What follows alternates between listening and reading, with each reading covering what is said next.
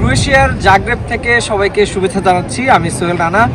আজকে আমি ক্রোয়েশিয়া নিয়ে কয়েকটি ভিডিও তৈরি করব। আজকে ভিডিও তৈরি করব যে বিষয়গুলো, সেটি হচ্ছে বাঙালিদের অনেকের আগ্রহ এখন ক্রোয়েশিয়া, কারণ ক্রোয়েশিয়ায় ওয়ার্ক পারমিট ভিসায় অনেকে আসতে পারছেন এবং অনেক ভিসা ইস্যু হচ্ছে এই ক্রোয়েশিয়ার, যার কারণে অনেকের আগ্রহ এবং বিভিন্ন কনস্ট্রাকশন কাজ সহ বিভিন্ন কাজে আমরা দেখতে পাচ্ছি যে ক্রোয়েশিয়াতে অনেক ভিসা নিয়ে অনেকে আসার সুযোগ হচ্ছে, যেমন কনস্ট্রাকশন, সেই সঙ্গে এগ্রিকালচার, হোটেল রেস্টুরেন্ট এবং ফুড ডেলিভারি, এইসব কাজে আমরা দেখতে পাচ্ছি যে ক্রোয়েশিয়াতে অনেকেই আসছেন এবং 1 বছরের জব কন্ট্রাক্ট নিয়ে এই ক্রোয়েশিয়াতে অনেকে আসছেন। এবং ক্রোয়েশিয়া খুবই সুন্দর একটি দেশ, কিন্তু আসার আগে আপনাকে জেনে আসতে হবে যে আসলে আপনি কেন ক্রোয়েশিয়া আসবেন। কারণ ক্রোয়েশিয়াতে এখন 1 বছরের জব কন্ট্রাক্ট যদিও দেওয়া হচ্ছে এবং ইউরোপের একটি দেশ, এটি এখানে আসার সুযোগ মিলছে, কিন্তু এখানে কিন্তু খুব সহজেই রেসিডেন্ট পারমিট পাওয়া যায় না। কারণ আপনার একটি লক্ষ্য থাকবে যে ক্রোয়েশিয়াতে আপনি আসবেন, কিন্তু ইউরোপিয়ান একজন সিটিজেন হবেন। কিন্তু ইউরোপিয়ান সিটিজেন হওয়ার ক্ষেত্রে ক্রোয়েশিয়াতে কিন্তু অনেক চ্যালেঞ্জ রয়েছে, কারণ খুব সহজেই ক্রোয়েশিয়া কিন্তু নাগরিকত্ব দেয় না। কারণ আপনি জব কন্ট্রাক্ট শেষ হয়ে গেলেই আপনার নাগরিকত্ব বা টিআরসি যে কার্ডটি, সেটি কিন্তু শেষ হয়ে যায়। যার কারণে আপনারা অবশ্যই ভেবেচিন্তে আসবেন যে কোন কাজে আসবেন, কি কন্ট্রাক্টে আসবেন, এবং এই সব কন্ট্রাক্ট যেন আপনার নিশ্চিত হয় যে আপনি লং টাইম এখানে জব করতে পারেন। কিন্তু 1 বছরের জব কন্ট্রাক্ট নিয়ে যদি বাংলাদেশ থেকে আপনি ক্রোয়েশিয়াতে আসেন, তাহলে 1 বছর পর যদি আপনার জব না থাকে, তাহলে কিন্তু এই দেশ ছেড়ে আপনাকে চলে যেতে হবে। সুতরাং আপনাকে আগে নিশ্চিত হতে হবে যে জবে আপনি আসবেন সেটি লং টার্ম জব এবং আপনি এখানে থাকতে পারবেন।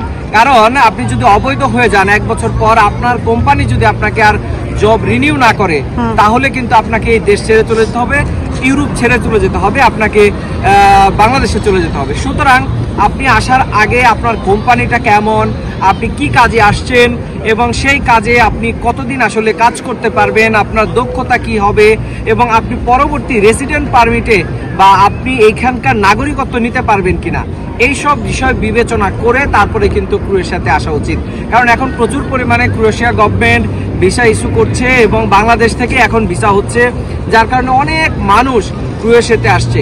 হ্যাঁ, এখানে কাজ রয়েছে, বৈধভাবে যদি কেউ থাকেন তাহলে ফুড ডেলিভারি, কনস্ট্রাকশন, এগ্রিকালচার, এইসব কাজে কিন্তু এখানে একটা সম্ভাবনা রয়েছে এবং প্রচুর পরিমাণ কাজ পাচ্ছে এবং 820 থেকে 1000 ইউরো পর্যন্ত স্যালারি অনেকেই নিতে পারছেন।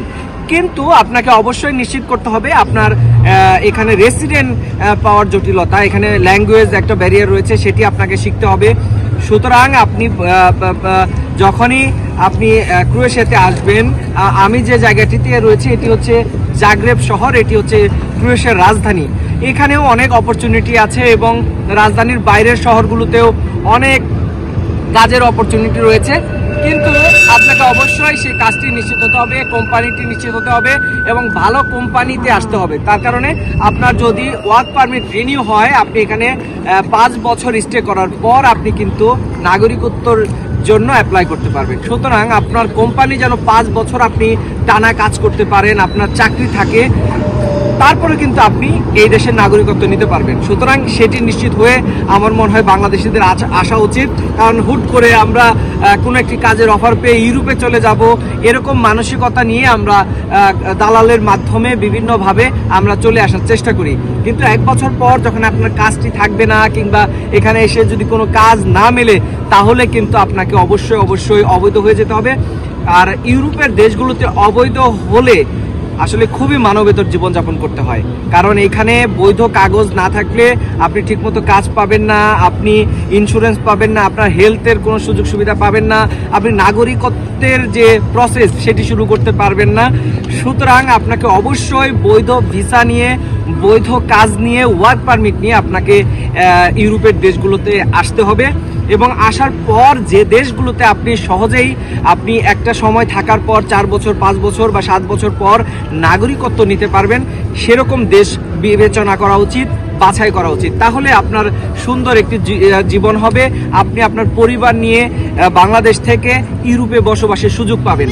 তাছাড়া শুধুমাত্র ওয়ার্ক পারমিটের জন্য 1 বছর বা 2 বছর ওয়ার্ক পারমিট নিয়ে আপনি এখানে চলে আসলে তাহলে কিন্তু নাগরিকত্বের যে প্রসেস সেই প্রসেসটা আপনি ঢুকতে পারবেন না।